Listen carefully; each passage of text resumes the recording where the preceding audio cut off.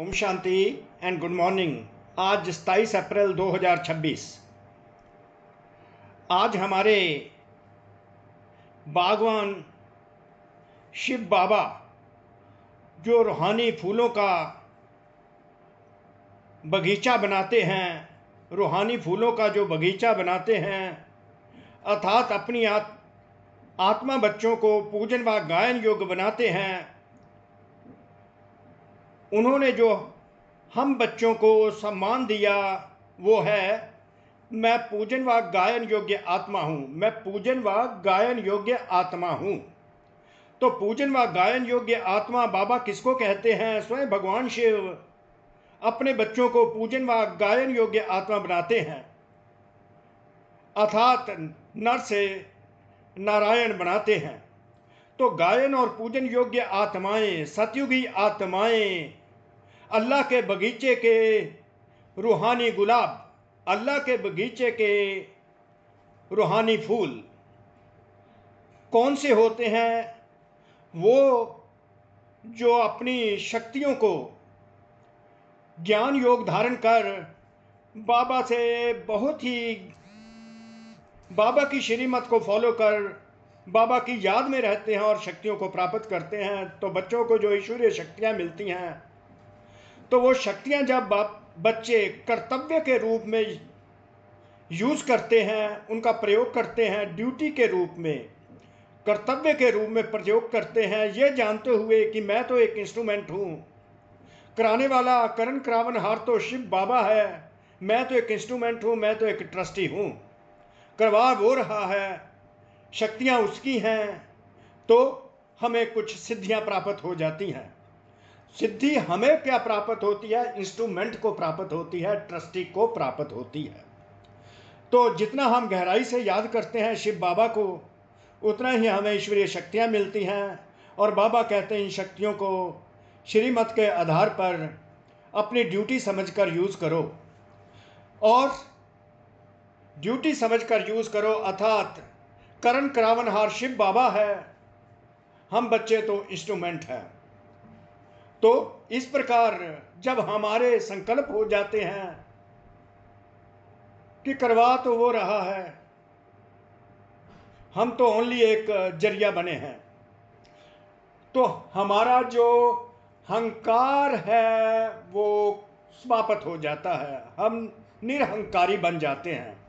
तो जो निरहंकारी आत्मा होती है वो सतयुगी आत्मा बनती है। निरहंकारी आत्मा एक ऐसा फूल होता है, और ऐसे ही फूल होता है जिसको आत्माएं जिसकी सुगंध लेते हैं, अर्थात पूजन और गायन योग्य आत्मा बन जाती है निरहंकारी। जो निरहंकारी होगी तो नेचुरली वो निर्विकारी भी और निराकारी भी होगी। तो निराकारी, निर्विकारी, निरहंकारी आत्मा गायन और पूज्य योग्य आत्मा बन जाती है। तो इसमें बाबा ने कहा कि इन शक्तियों को चमत्कारी के रूप में यूज नहीं करना, इनको यही समझना है कि ये शक्तियां शिव बाबा ने दी हैं, शिव बाबा अपना कार्य करा रहे हैं, बस मुझे तो शिव बाबा यूज कर रहे हैं। तो शिव बाबा, मैं तो निरहंकारी आत्मा हूं। तो जबकि दूसरे व्यक्ति जो कार्य करते हैं वो रिद्धि सिद्धि प्राप्त कर लेते हैं और उससे पैसा बनाते हैं, और ये हंकार के साथ वो ये सारा कार्य करते हैं। तो बाबा ने कहा रिद्धि सिद्धि नहीं बच्चे तुमको करनी, ये श्रीमत के आधार पर तुमने ये शक्तियां यूज करनी है। एक्चुअली तो use Shiv Baba through the children ही कर रहे हैं। तो तुम निरहंकारी बन जाओगे, तो निरहंकारी आत्मा गायन और पूजन योग्य बन जाती है। तो इसको मिराकल करामात जो होती है वो हंकार हो जाता है।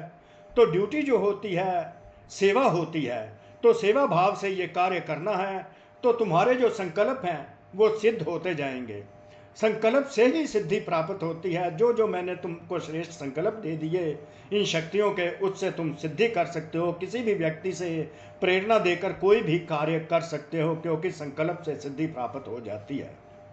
तो स्वयं शिव बाबा के शब्दों में कि गायन और पूजन योग्य आत्मा कौन सी बनती है वो इस प्रकार है याद द्वारा जो शक्तियों की प्राप्ति होती है, ईश्वरीय शक्तियों की प्राप्ति जो शिव बाबा के साथ योग लगाकर होती है, अर्थात बाप की श्रीमत फॉलो करके जब हम अपने आप को आत्मा समझकर परमात्मा शिव बाबा के साथ योग लगाते हैं तो हमें ईश्वरीय शक्तियां प्राप्त हो जाती हैं। उन्हें करामत समझकर प्रयोग नहीं करना है, चमत्कार समझकर यूज नहीं करना, लेकिन कर्तव्य समझकर कार्य में लगाना है, सेवा समझकर कार्य में लगाना है। उन मनुष्यों के पास तो रिद्धि सिद्धि की करामत होती है, रिद्धि सिद्धि की उनके पास चमत्कार होते हैं, लेकिन आपके पास है श्रीमत। श्रीमत अर्थात ऊंचे ते ऊंचे भगवान की श्रीमत है, भगवान करा रहा है, भगवान की श्रीमत है, उनके पास रिद्धि सिद्धि की करामत है। वो भगवान का कार्य नहीं है, आपका भगवान का कार्य है। श्रीमत से शक्तियां जरूर प्राप्त होती हैं, श्रीमत अर्थात याद करना।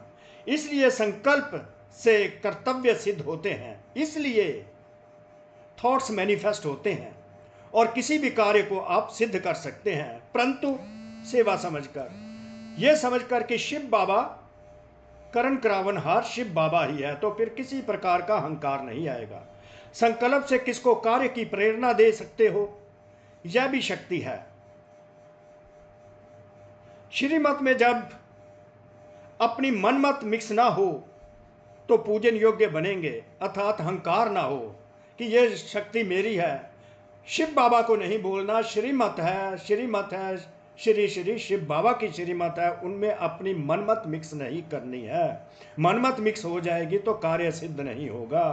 अहंकार इसमें आना नहीं चाहिए, निरहंकारी बनना है, तब निरहंकारी आत्मा ही गायन और पूजन योग्य बनती है। तो इस प्रकार हम आत्माओं को शिव बाबा को याद कर ईश्वरीय शक्तियां प्राप्त कर बाबा से संकल्पों के द्वारा सिद्धि प्राप्त करनी है, उसको सेवा के तौर पर श्रीमत बाबा की श्रीमत को यूज करना है और आत्माओं को प्रेरणा देकर उनसे कोई भी कार्य करवा लेना है।